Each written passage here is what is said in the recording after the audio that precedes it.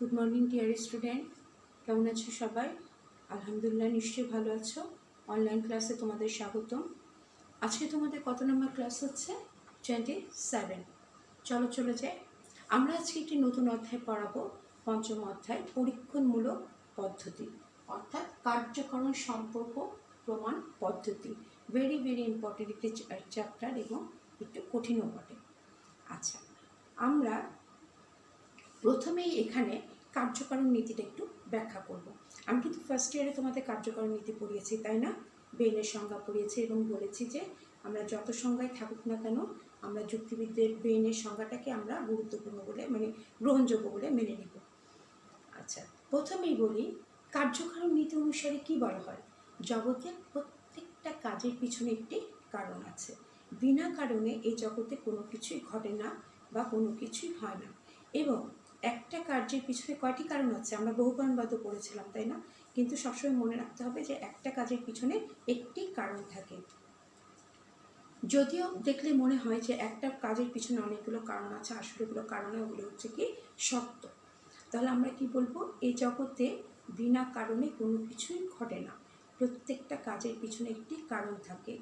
কারণ ছাড়া কোনো কার্য হয় না, এবং কার্য ছাড়া যখন একটি কার্য ঘটে তখন তার পিছনে কারণ থাকে। কারণ এবং কার্যের মধ্যে অনিবার্য এবং অবিচ্ছেদ্য সম্পর্ক বিদ্যমান। অর্থাৎ কারণ না থাকলে কার্য হবে না, এবং কার্য যখন ঘটে তখন আমাদের স্বীকার করতেই হবে যে তার পিছনে একটা কারণ আছে। এবং নর্থকভাবে আমরা বলতে পারি এই জগতে বিনা কারণে বা বিনা বিচারে কোনো কিছুই হয় না। শূন্য থেকে কেবল শূন্যই আসে। এক্স নিহিলো নিহিল ফিট, এটা তোমাকে ব্যাখ্যা করতে বলবে। তখন তুমি বলবে যে এ কথাটার অর্থ হচ্ছে শূন্য থেকে কেবল শূন্যই আসে। ঠিক আছে? তাহলে পেজ নাম্বারটা আমি বলে দিচ্ছি। পেজ নাম্বার হচ্ছে 162 এবং 5.1 কার্য।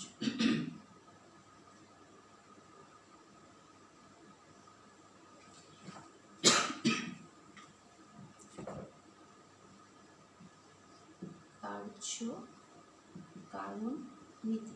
তোমরা যদি এই নীতিটা ব্যাখ্যা করতে গিয়ে ফার্স্ট ইয়ারের চ্যাপ্টার থেকে সংজ্ঞাটা নাও, কোনো অসুবিধা নেই। ঠিক আছে? ফার্স্ট ইয়ার তো আমি পড়িয়েছি। তোমাদের এখানে বেইন বলেছেন, কথাটা লেখার দরকার নেই। আমরা কি জানি কারণ কাকে বলে? কারণ হচ্ছে, কারণ হলো, আচ্ছা তার আগে আমি পরিমাণের দিক থেকে লিখে নিই, তাই না? একটু ডিটেলস লিখি।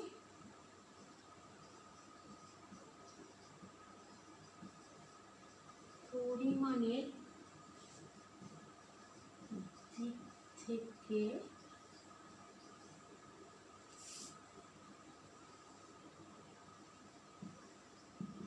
কারণ হলো কার্যের সাক্ষাৎ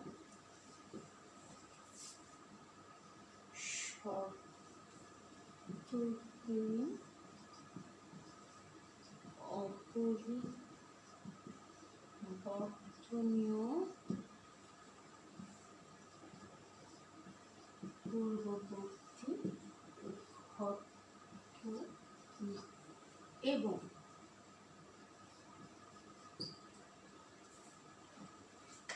এখানে হবে একটু মিস্টেক হয়ে গেছে, এখন এখানে দেখো গুণগত দিক থেকে, এখানে হবে গুণগত দিক থেকে। গুণগত দিক থেকে কারণ হচ্ছে কার্যের সাক্ষাৎ শর্তের অপরিবর্তনীয় পূর্ববর্তী ঘটনা। এবং পরিমাণের দিক থেকে, পরিমাণের দিক থেকে কারণ ও কার্য সমান।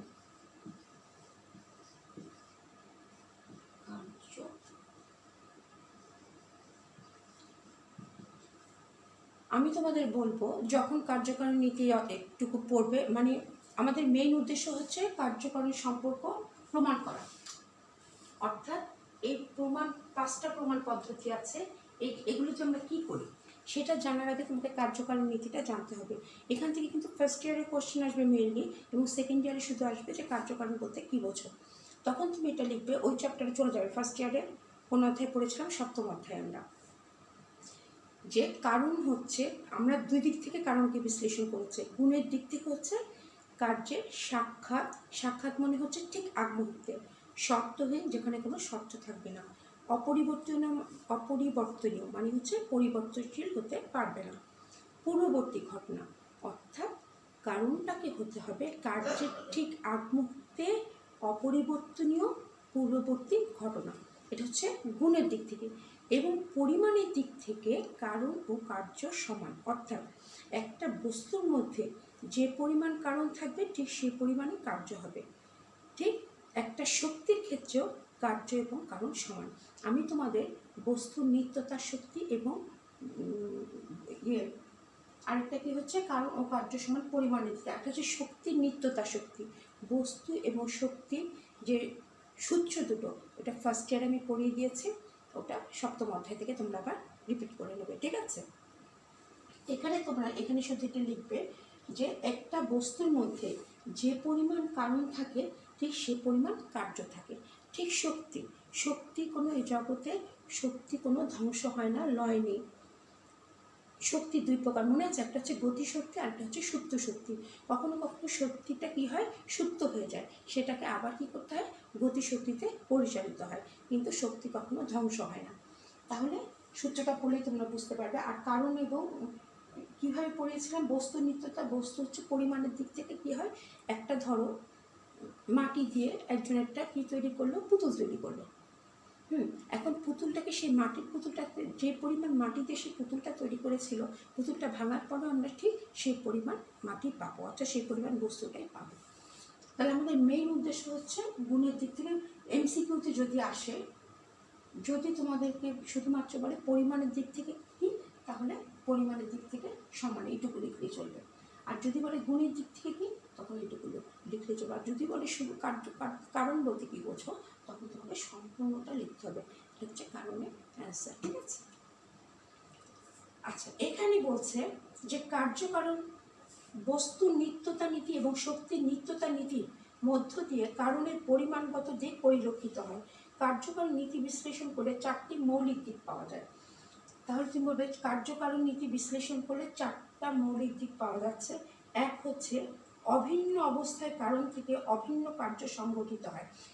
এই নীতিটা আমি মেনলি বলছি পরিমাণের দিক থেকে, এই অংশটা থেকে।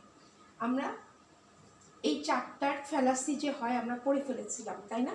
ওইটা ওই অংশ চলে গেছে। এখন আমি পরিমাণের দিক থেকে বিশ্লেষণ করলে 1 নম্বর হচ্ছে কি অভিন্ন, আমি এটা মুছে করতে কি লিখে দিতে, তাই না?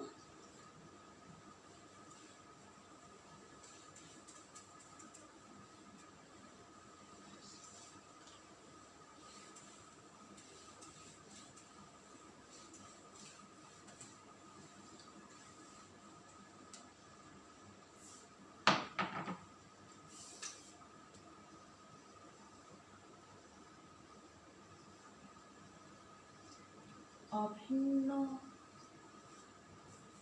অবস্থায়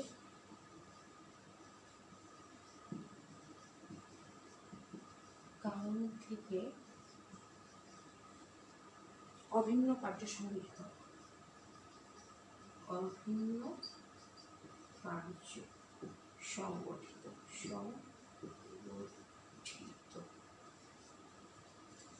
অর্থাৎ কারণটা যদি অভিন্ন হয়, কার্যটা তোমার কি হবে, অভিন্ন হবে, অর্থাৎ ভিন্ন হবে না। তাহলে লিখতে হবে কি অভিন্ন অবস্থায় কারণ থেকে অভিন্ন কার্য সংগঠিত হয়। তারপরে হচ্ছে প্রত্যেক কার্য সুনির্দিষ্ট কোনো কারণের ভিত্তিতে সংগঠিত হয়।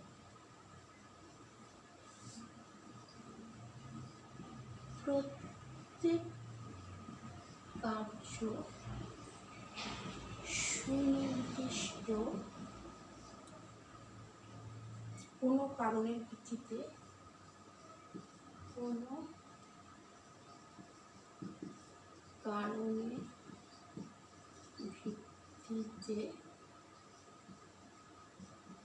সংগঠিত হয়। অর্থাৎ এটা বলছে প্রত্যেকটা কার্য ও একটা নির্দিষ্ট কারণের ভিত্তিতে সংগঠিত হয়। যেমন ধরো আমি পড়েছি, যেমন মৃত্যু একটা কার্য, কিন্তু একটা নির্দিষ্ট কারণের ভিত্তিতে সংগঠিত হয়। মানে এক একটা মৃত্যু এক একটা সুনির্দিষ্ট কারণের ভিত্তিতে সংগঠিত হচ্ছে। তাহলে তুমি এটা ব্যাখ্যা এভাবে মুখস্থ করবে যে প্রত্যেকটা কার্য সুনির্দিষ্ট একটা কারণ আছে, আর সুনির্দিষ্ট কারণের ভিত্তিতে একটা কার্য সংগঠিত হয়। থার্ড, কারণ হলো কার্যের, ঠিক ওই গুণের কথাটা লিখবে, কারণ হলো কার্যের, সাক্ষাৎ থেকে শুরু করি, ওই কথাটাই আবার, সাক্ষাৎ শব্দহীন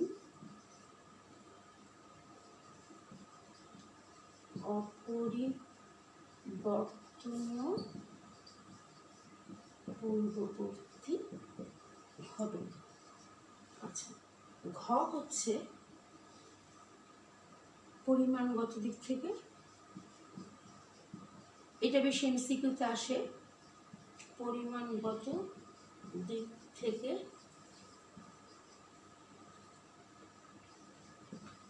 কারণ ও কার্য সমান। আমি আশা করব এই 4টা পয়েন্টস এখনই তোমাদের মুখস্থ হয়ে গেছে, আমি বিশ্বাস করি। প্রথমটা কি বলেছে, অভিন্ন অবস্থায় কারণ থেকে অভিন্ন কার্য সংগঠিত হয়, মনে থাকবে। মানে কারণটা যদি অভিন্ন হয় এভাবে পড়বে, কারণ অভিন্ন কার্য অভিন্ন। সেকেন্ড, প্রত্যেকটা কার্য একটা সুনির্দিষ্ট কারণ থেকে উৎপন্ন হয়, অর্থাৎ প্রত্যেকটা কার্যের পিছনে একটা সুনির্দিষ্ট কারণ আছে। থার্ড, ঠিক গুণগত দিক থেকে ওই সংজ্ঞাটার অর্ধেক করে ফেলবে, কারণ হচ্ছে কার্যের সাক্ষাৎ শর্তহীন অপরিবর্তনীয় পূর্ববর্তী ঘটনা, আর পরিমাণগত দিক থেকে কারণ ও কার্য সমান। আচ্ছা, এখন দেখো পরীক্ষণমূলক পদ্ধতি ও অপনয়নের সূত্র। এখন তোমাদের অপনয়নের সূত্রটা আমি আজকেই পড়াবো না, আগে বলি অপনয়ন কি। প্রথমে 1 নাম্বার আসবে যে অপনয়ন বলতে কি বোঝো। অপনয়ন মানে হচ্ছে বাদ দেয়া। কি বাদ দেয়া? কোনো অপ্রয়োজনীয় জিনিসকে বাদ দেয়া। অর্থাৎ আমরা এই পরীক্ষণমূলক পদ্ধতিতে কি করব? পরীক্ষণমূলক পদ্ধতিগুলোর কাজ হচ্ছে, আমি পরে সংজ্ঞাটা পড়াবো, যে কোনো ঘটনার মধ্যে কার্যকারণ সম্পর্ক আবিষ্কার এবং প্রমাণ করা। এবং যখন বিজ্ঞানীরা কোনো ঘটনার মধ্যে কার্যকরণ সম্পর্ক আবিষ্কার করতে যায়, তখন দেখা যায় অনেক অপ্রয়োজনীয় বিষয় তাদের কাজের মধ্যে এসে বাধার সৃষ্টি করে। তখন প্রয়োজনীয় বিষয়গুলোকে রেখে অপ্রয়োজনীয় বিষয়গুলোকে বাদ দেওয়াকে বলা হয় অপনয়ন। তাহলে তোমাকে যদি 1 নম্বরের সৃজনশীল কোশ্চেন আসে, যদি বলো অপনয়ন বলতে কি বোঝো, তুমি বলবে অপনয়ন অর্থ অপ্রয়োজনীয় বিষয়কে বাদ দেওয়া। ঠিক আছে? আচ্ছা, এখানে আছে 5.2, আমি এটা মুছে দিচ্ছি।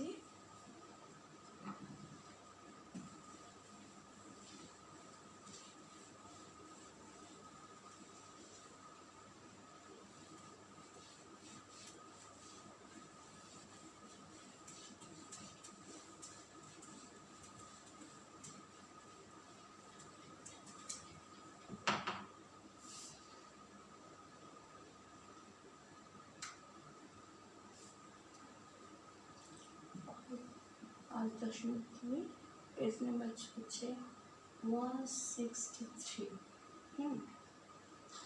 এখানে আছে পরীক্ষণমূলক পদ্ধতি, এক্সপেরিমেন্টাল মেথড।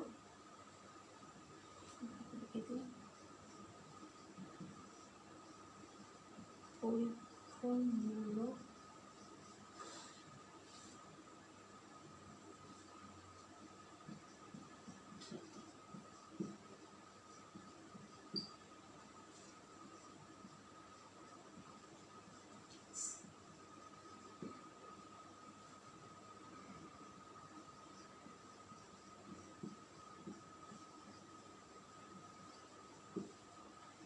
এক্সপেরিমেন্টাল মেথড বলতে কি, বৈজ্ঞানিক আরোহের প্রধান লক্ষ্যই হচ্ছে, আমরা যে বৈজ্ঞানিক আরোহ করেছি, বৈজ্ঞানিক আরোহের প্রধান লক্ষ্য কি ছিল? কোনো ঘটনার মধ্যে কোনো ঘটনা দুটোর মধ্যে কার্যকরণ সম্পর্কে আবিষ্কার এবং প্রমাণ করা। এবং এই উদ্দেশ্যে যখন কার্য এবং কারণ অনুসন্ধান এবং প্রমাণ করার জন্য যুক্তিবিদরা যে পদ্ধতিগুলো উদ্ভাবন করেন তাকেই বলা হয় পরীক্ষণমূলক পদ্ধতি।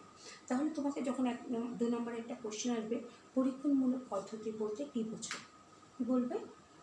কোনো বৈজ্ঞানিক অনুসন্ধানের জন্য কোনো ঘটনার মধ্যে কার্যকরণ সম্পর্ক আবিষ্কার।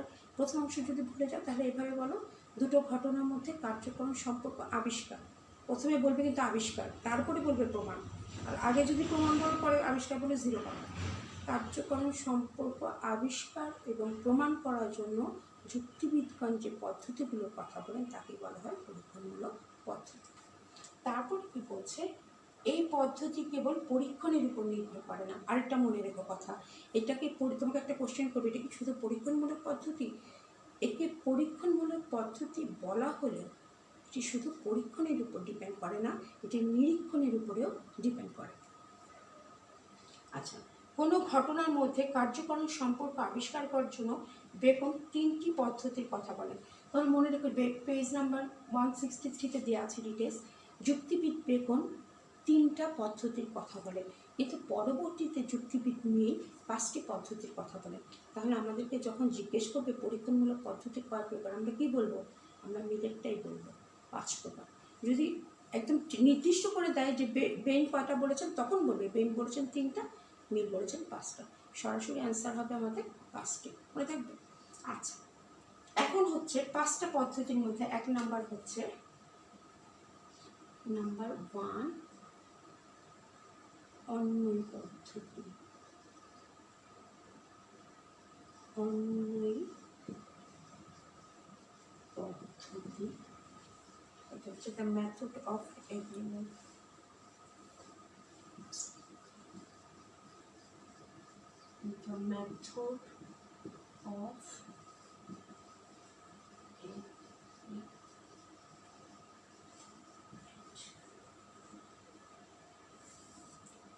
The method of agreement.